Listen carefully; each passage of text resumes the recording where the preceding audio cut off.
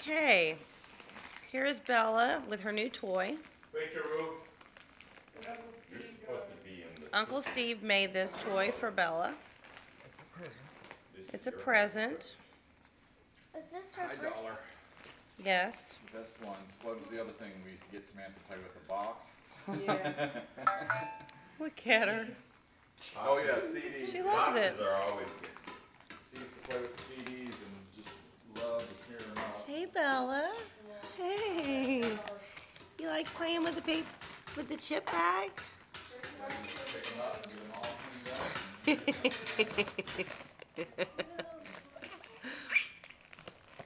Here in Texas, we can't afford toys, so we make them. This is children's developmental toys, East Texas style.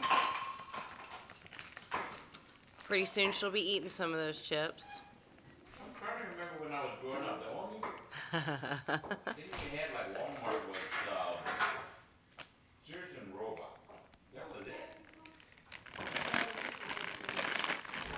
We paid our. Like that sound. The only thing is, we spent Uh-oh.